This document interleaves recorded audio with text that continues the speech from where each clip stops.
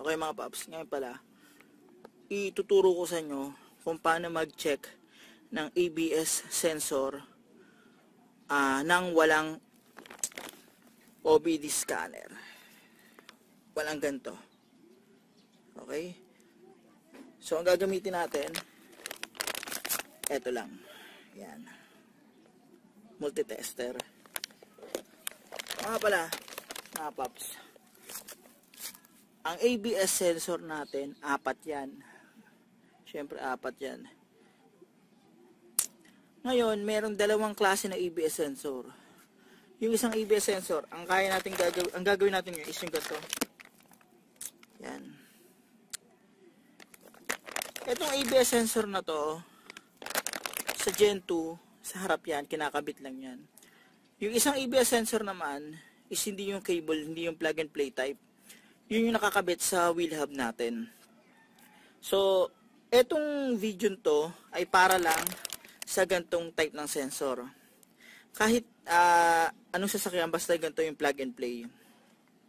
Papakita ko rin sa inyo kung ano nangyari nang tines ko yung wheel hub dun sa likod.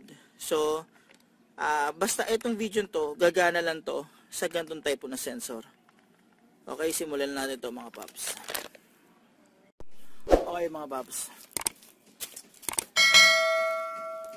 Sa front natin, sa Vios, yan, sa likod niyan, may nakalagay na white yan.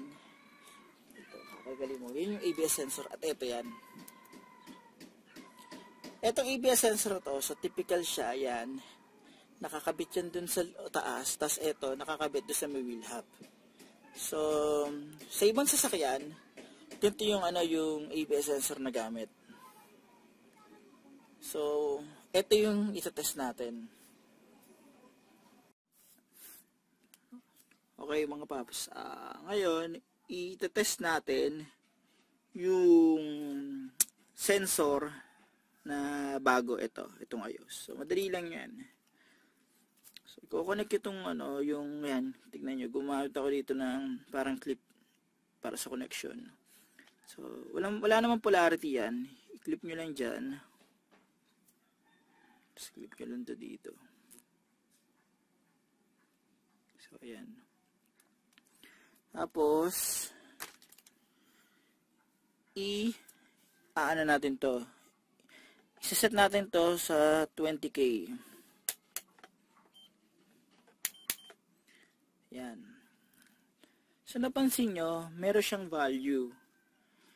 So, ang value dapat ng good sensor is around 10, sa kaset sa 20K yan, 10 to 20 ohms dito. Pero nakaset sa, sa 20K.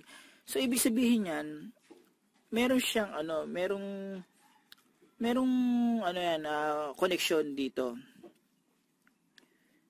Good ang ang sensor na yan. Ibig sabihin, hindi siya open, walang busted dyan. Ngayon, kung ang value niyan ay nagbabago-bago, halimbawa, hindi siya consistent na steady ganyan, nagbabago-bago siya. So, possible na baka nalulus yung dito niya, yung sa ABS sensor niya. So, ngayon, itetest naman natin yung sirang sensor. So, eto. Tanggalin lang natin to.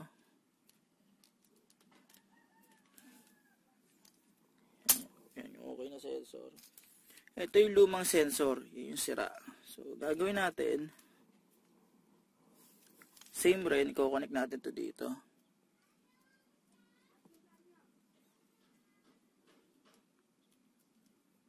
So, ayan, nakakonect na yan mga paps. Pansinin nyo, walang nagbabago dito sa, sa tester natin. Wala. Kahit i-check natin yung continuity testing niyan, sa nyo. Wala. Sabihin nyo, niloloko kayo eh. Try natin. Diba? So, busted to yung sensor na to. Ngayon mga paps, since na tayo dito, tapos na tayo dito. Punta naman tayo dun sa, sa labas. Yung sa merong wheel hub itetest natin kung gagana to. Pero, paalala mga paps, yung gagawin natin testing sa labas, hindi gagana. Ipapakita ko lang sa inyo. Kasi sa ibang sasakyan, gumagana yung testing na yon, yung gamit ang multimeter. So, sa Vios, hindi ko alam sa iba kung posibleng gumana. Pero, papakita ko sa inyo. Para, para aware kayo kung anong ginagawa sa ibang sasakyan pagtutest ito. Pero hindi gagana yon sa Gen 2. Sinubukan ko, hindi gagana. Papakita ko sa inyo. Sa labas tayo. So ayan mga paps, sinayos ko lang. Baka sabihin nyo iba yung connection. Nakakonect na yan dyan. Nakaset siya sa AC. Yan. Nakakonect na rin to. Ito port ko. So, pag pinaikot ko yan, dapat may mariread yan. Wala akong nariread. So, itong checking, ABS checking na to, hindi to applicable sa BIOS. Pinakita ko lang sa video. Yan. Sa resistance checking, hindi rin uubra yan. Wala. Dapat may continuity yan. Unlike sa cable type na ABS sensor, nadedetect natin yung continuity testing, yung resistance niya. Madali natin ma-check kung good siya. Pero dito wala talaga. Ganun lang dito. Siguro sa ibang sasakyan gagana to, pero dito pag may wheel hub, hindi talaga natin makikita sa Toyota Vios. Ewan ko kung bakit. Okay, mga paps, tapos na natin i-check yung mga ABS sensor. So, ganun lang kasimple mag-check nyo in case na wala kayong OBD scanner. Pero yung sa likod, yun talaga yung hindi kaya sa Vios, hindi umubra yung tester. Siguro sa dalawa yan. Sa dalawa, sa front left, saka front right. Saka sa ibang sasakyan na gumagamit ng ganitong type ng sensor. So, ito nga pala mga paps sa mga technique rin. Minsan, okay naman siya, nag-open circuit lang. Ang ginagawa nila is nililinis nila tong tip ng sensor. Kasi ito yung kumbaga parang nagbibigay yung sa magnetic coil kasi ng sa wheel hub. Yun yung ito yung tumatanggap ng signal papunta sa ECU. So pag madumi to, nababarahan yung parang yung magnet niya. So hindi maayos yung nagiging signal niya, kaya lalabas sa dashboard natin is magkakaroon ng ABS error. So minsan nakukuha to ng linis. Yan. Kapag hindi nakuha ng linis, check nyo, baka mamaya may mga damage dito, luma na, may mga putol, nangat-ngat ng daga o ng aso, kung ano man. Ayun. May time din minsan ito, yan, baka madumi lang yung plug niyan.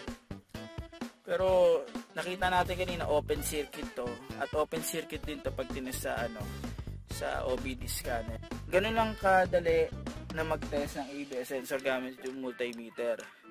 So paano mga pap, sana nakatulong tong video na to kahit man lang sa sensor, ABS sensor na na plug and play tulad nito. Kung nagustuhan niyo tong video na to, huwag niyo kalimutang i-like or subscribe yung channel ko.